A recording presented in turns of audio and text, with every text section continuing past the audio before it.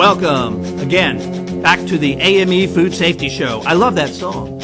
I keep a close eye on this heart of mine.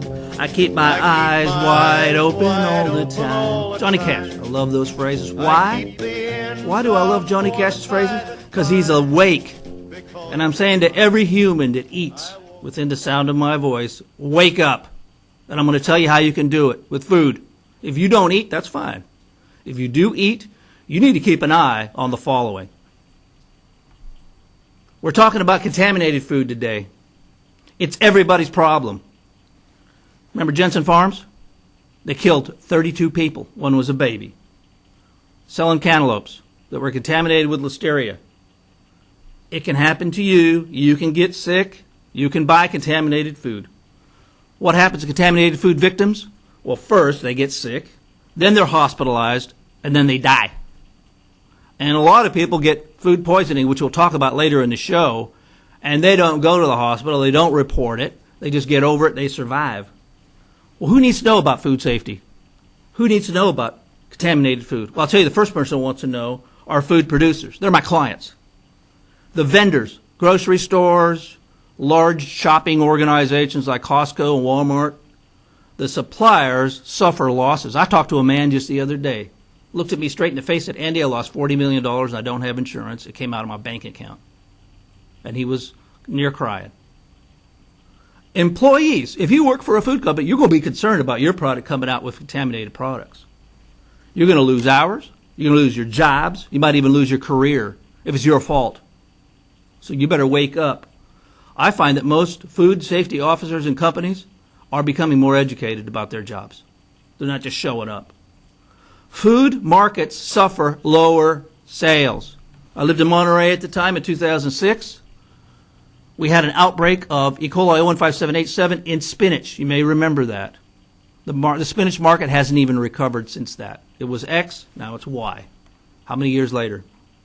Government resources are exposed to these liabilities, or unfunded liabilities, to food outbreaks. Next slide, please. What can you do about it? Well, I can tell you right now, your dollars get everybody's attention, particularly the owners of these companies. What you need to do is to stop buying contaminated products. That's the first. They'll wake up. They'll give them a slap in the face. Anybody that was growing spinach back then, they switched over to lettuce. You need to tell others, get your message out, not to buy from that seller. What usually happens, though, is if spinach is found to be contaminated from one vendor, one lot of that vendor, everybody stops buying from that vendor. And what is called ancillary damage happens to other sellers that people don't buy their spinach either. And that's a good move because it decreases the likelihood that people are going to have it happen again because they lose millions. Now, what we need to do, you and me, and I'm doing all I can, I hope you can do everything you're doing, is to get the message out that we want safe food and we won't take anything less. Next slide. What I'm asking you to do is become a food safety activist. What is a food safety activist? It's not changing your political party. It's not going to a different church. It's not joining a social club. It means you, mother, father, son, daughter, caregiver. You take active roles in improving our food. Here's how you do it. First, you become aware of the food safety issue as it presents itself. Newspapers, television, it's always a leading story when people get sick from eating food. So you learn about the problem and the possible causes and solutions. Next, you take action. Here's what I suggest you do. You don't have to do it. You're not reporting to me. You're reporting to your own life, your own body. If you don't eat, you sustain yourself, you will not have tomorrow. You go tell somebody. Tell the grocery store manager. What you do is tell the distributor. Call them up. They have 800 lines. That's the first thing they do on a recall. You talk to the manufacturer. You write a letter to the newspaper in your area, or even if it's outside your area. You can post on a food safety website your comments. This happened to me. It was horrible. You start your own website. Facebook, it's free. Twitter, you can send out messages. You can even make a YouTube video. Very simple. You can even have somebody in your family use their phone. Make a video, say, this happened to me, it's got to stop. Blog Talk Radio. I actually have a radio show. I have 131 interviews with food science professionals. The issue for me is that you can make free MP3 recordings. What I'm saying to you, the summary, do something. Next slide.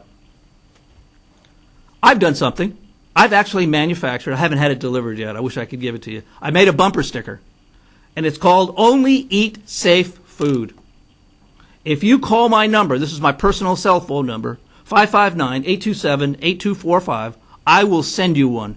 Call me, leave me your email, and I will send you information on how to receive this. It's going to cost me $2. But the more people I have out there, and you with the bumper sticker, thousands of people will see it. Eat safe food. It's a very simple mantra to remember. I hope you adopt it. Next slide. Make your own T-shirts. Yeah, if you got the energy, you got the power, even take a black magic marker. Mark on there, eat safe food. Only eat safe food. Modify it any way you'd like. Next slide. All right. This is something you may not think is real. I've talked to over 100 food owners, managers, supervisors, and food safety officers. They know the names of every person that plant has harmed. People, little girls with livers that are now gone or being replaced. People that have been sick and hospitalized. Why do they know them? Because they don't want people to get sick either. They don't like losing money. I've talked to people that lost $5 million, another person that lost $10 million, and the last one was $40 million. The price keeps going up. They don't like losses caused by food pathogens. And where do they happen? They happen in the factories usually. So you as a consumer have a lot of power. These owners appreciate you contacting them and letting them know. They'll take extra measures. What they don't like to do is to change what they're doing to make it better. Why? Because I look at them in the eye every day. I say, Andy, we're just going to add some more chlorine. Or Andy, we're just going to clean a little more often. But that's not changing. Einstein said that if you keep doing the same thing and expect different results, it's a sign of madness, actually. What I'd like to do right now is to let you know I am passionately committed. That's why I started this show, and that's why I'm paying for it myself. And that's why I'd like everyone within the sound of my voice to immediately become a food safety activist. Thank you very much. The next session is about high fructose corn syrup. If you don't know about it, you're going to learn about it.